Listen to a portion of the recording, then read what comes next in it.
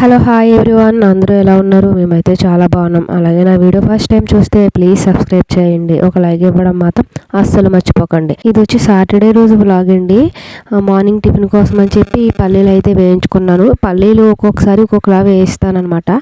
ఇక్కడ అయితే నార్మల్గా ఆయిల్ లేకుండా వేయించుకున్నాను, అది పొట్టు తీసేయడం కోసం. ఇప్పుడు నేను చేసే చట్నీకి ఇలా వేరుశనగులకి పొట్టు లేకపోతేనే బాగుంటుందని చెప్పి ఇలా చేశానమాట. ఒక్కొక్కసారి అయితే అన్నీ కలిపి ఆయిల్లోనే వేయించేసుకుంటాను. తర్వాత తీసుకుని పక్కన పెట్టేసుకున్నాక అదే ప్యాన్లో 4 పచ్చిమిరపకాయలు, కొంచెం కరివేపాకు, కొత్తిమీర, అంతే. ఇవి మాత్రమే వేయించానండి, ఇంకేం వేయకుండా.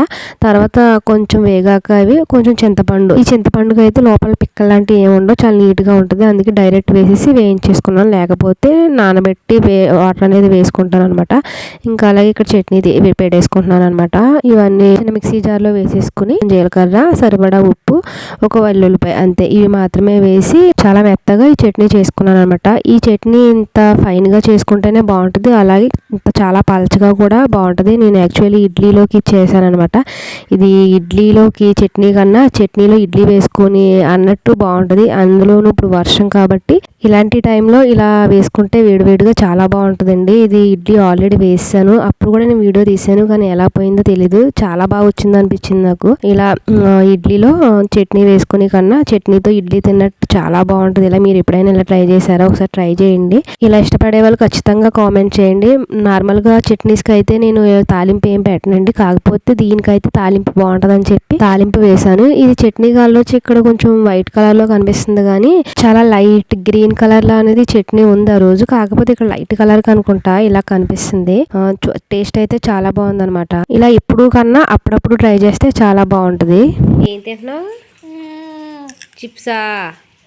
నీకు ఇష్టమా? అయ్యి చాలా ఇష్టమా? ఇష్టమా? ఎలా ఉన్నాయి? సూపర్ సూపర్ సూపర్ చెప్పు. యమ్మీ. అయ్యా సూపర్ ఎలా చెప్తారు?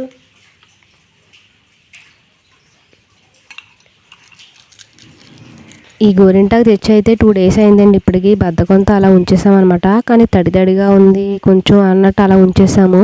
ఇంకా నిన్నైతే తీసి దీన్ని రుబ్బామన్నమాట. ఆషాఢంలో గోరింటాకు పెట్టుకోవాలని అంటూ ఉంటారు కదా, నార్మల్గా అయితే అంత ఏం పెట్టుకోనండి, కానీ ఆషాఢంలో మాత్రం ఖచ్చితంగా గోరింటాకు పెట్టుకుంటాను అనమాట. అలా తెమ్మంటేనే ఇప్పుడు తీసుకొచ్చారనమాట. ఇది పండుతుందో కూడా ఖచ్చితంగా చెప్పలేము, ఎందుకంటే ఇది ఆల్రెడీ వర్షంలో తడిచింది కదా. తడిచిన గోరింటాకు ఆ రోజు పండదని చెప్తా ఉంటారు, అదొకటి. ఇది ఆల్రెడీ తెచ్చి 2 days అయింది, మరి దానికి కూడా పండుద్దో లేదో చూడాలి. ఇది ఒక ఆకు మేము తీయకుండానే దాని అంతటా అదే చక్కగా ఇలా దులిపితే రాలిపోయింది. అంటే 2 days అయింది కదా తీసుకొచ్చి, దానివల్ల అనుకుంటా మొత్తం నీట్గా రాలిపోయింది. ఇక్కడ వచ్చి గోరింటాకు కూడా రుబ్బేసాము, ఇంకా పెట్టుకోవడమే లేటు. ఫస్ట్ వీడియోలో చెప్పాను కదండి పీతలు తెచ్చారని, ఈ వీడియోలో ఈ కర్రీ రెసిపీ అని షేర్ చేస్తున్నాను అనమాట. ఇక్కడ ఈ పీతల కర్రీ కోసం ఇక్కడ ఉల్లిపాయ ముక్కలు అలాగే పచ్చిమిరపకాయ ముక్కలు 2 వేసేసి వేయించేసుకుంటున్నాం. దీనికి కొంచెం ఆయిల్ ఎక్కువ ఉంటేనే బాగుంటుందండి, లేకపోతే కొంచెం నీచు వాసన వచ్చినట్టు ఉంటుంది. అలాగే పీతలు కూడా చాలా నీట్గా క్లీన్ చేసి పెట్టేసుకున్నాం. ఈ పీతల్ని కట్ చేసేసాక అసలు పీతల్లానే అనిపించట్లేదండి, కానీ చాలా చిన్న పీతలు అనమాట.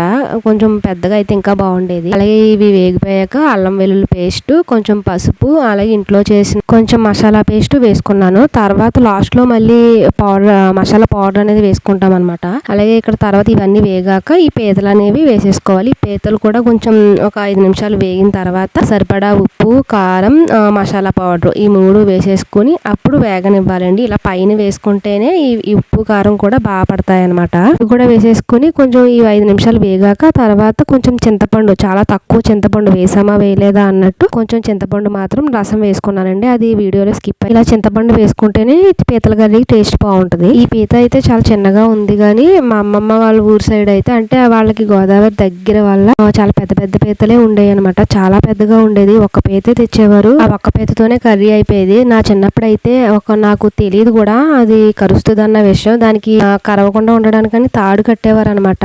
అది దాని రెక్కలు ఉంటాయి కదా, అది డెక్కల్లా ఉంటాయి కదా కరవడానికి, అవి పాపం తాడు కట్టేవారు. అది తాడు పట్టుకుని తీసుకొచ్చేసాను అనమాట. అప్పుడు మా అమ్మమ్మ వాళ్ళ అమ్మ చిన్నపిల్లని నేనే తీసుకొచ్చేసాను కదా, అది కట్టేసే ఉంది కదా ఏం చేయదు అనుకుని పాపం దాన్ని కోసేద్దామని చెప్పి తీసుకునేసరికి ఆ బొటనేలు పట్టుకుని కొరికేసింది. పాపం చాలా రక్తం వచ్చేసింది. ఇప్పటికీ కూడా అది నాకు మర్చిపోలేను, బాగా గుర్తుంది అనమాట. అది అప్పటికి కరుస్తుందో లేదో కూడా తెలియకని నా తాడు పట్టుకుని వచ్చేదాన్ని. ఆ తర్వాత నుంచి నేను ఎప్పుడు కూడా అసలు పీత జోలికి ఇంకెప్పుడు వెళ్ళలేదనమాట.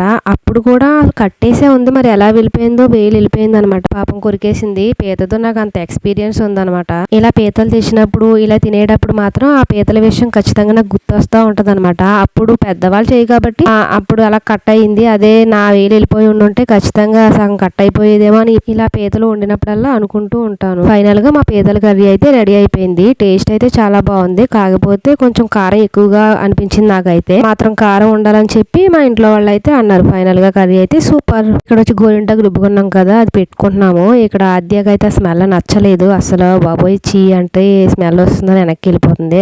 లాస్ట్ కి తను పడుకున్నాక ఈ గోరింటాకు అయితే పెట్టానన్నమాట. మధ్యలో వేళ్ళ మధ్యలో దూదులు పెట్టి ఇలా ట్రై చేశాను. అంటే చిన్నపిల్లలు చేతులు ముడుస్తారు కదా, ఆ కింద కూడా గోరింటాకు అంటుకోకుండా ఉండడానికి దూదైతే పెట్టాను అనమాట. కానీ ఒక హాఫ్ అన్ అవర్ బాగానే అలా ఉంచుకుంది. తర్వాత కొంచెం మెలకు వచ్చాక లేచింది అనమాట. ఇంకేదో ఉంది అని తనకు అర్థమైపోయింది. వెంటనే తీసేసాను. లైట్ గా పండిందండి, అంత నీట్ గా అయితే పెట్టినట్టు రాలేదు. ఇది వచ్చి నేను పెట్టుకున్న డిజైన్. ఇది ముందే పెన్ తోనే మార్క్ చేసేసుకుని తర్వాత ఈ గోరింటాకు పెట్టుకున్నాను. ఇది చూడడానికి చాలా సింపుల్ గా ఈజీగా ఉంది, కానీ నాకైతే ఒక 1 అవర్ అయితే టైం పట్టింది. ఎలా ఉందో మీరు కామెంట్ చేసి చెప్పండి గోరింటాకు డిజైన్. అలాగే ఈ వీడియో నచ్చిందని అనుకుంటున్నాను. ఈ వీడియో మీకు నచ్చితే లైక్, షేర్ అండ్ సబ్స్క్రైబ్ చేయండి. Thank you for watching.